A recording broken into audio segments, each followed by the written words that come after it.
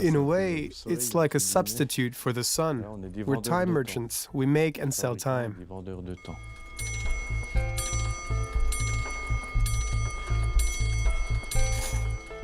Excellence is defined by the watch's precision as well as by how well the watch's pieces are put together. The watch itself is an ambassador for French manufacturing and for high-performance timepieces.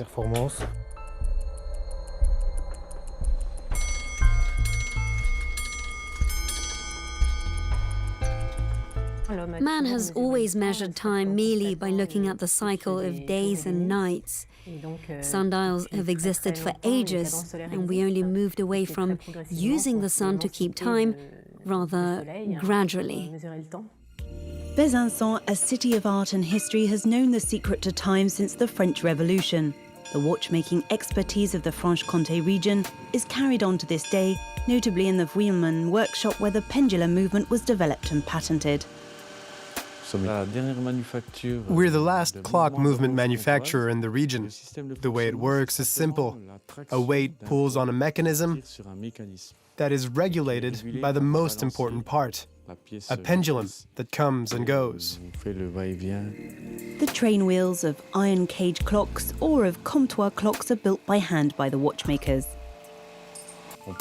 We start with the raw materials, so brass or steel. We cut it up, pre-assemble it, put it together, and it's all done here near Besançon, the capital of watchmaking. Back in the day, clocks were the work of artisans. Wrought iron has been replaced today by metal, which is the starting point of modern pendulum mechanisms. We didn't invent the movement, we're carrying on the expertise. So from a sketch that we put through a cutting press, we'll be able to make cycloid gearing. And this gearing is for the clock. It has a specific shape that fits precisely between the wheels.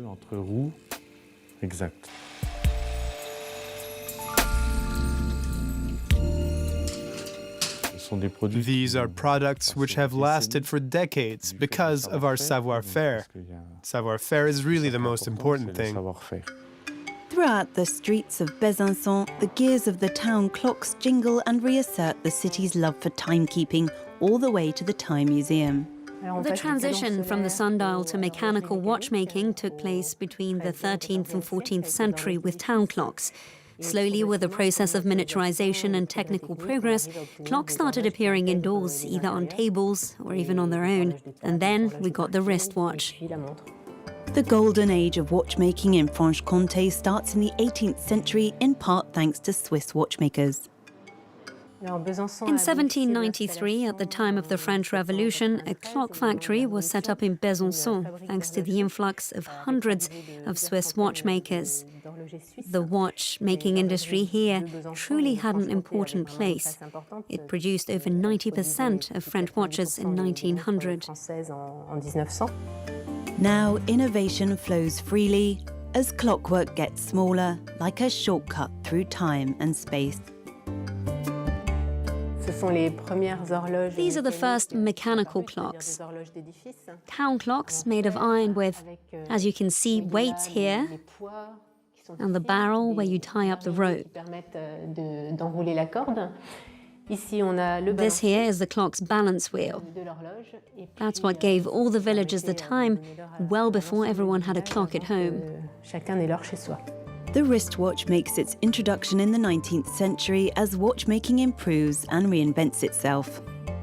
The goal is to find a technical system which makes the watch work in a regular and timely fashion. In other words, it punctuates and divides time, and that's what we hear. That's the clock's well-known tick-tock.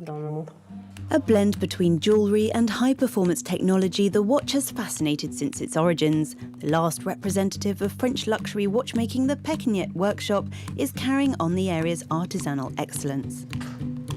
We can be proud of being the last French watchmaking factory because we include all of the watchmaking skills required for a specific clock movement. To be a manufacturer, you have to own your own clock movement, and so we designed and developed and assembled our own here. Innovation, research and craftsmanship. Here the watchmaking artisan's fingers have microscopic precision.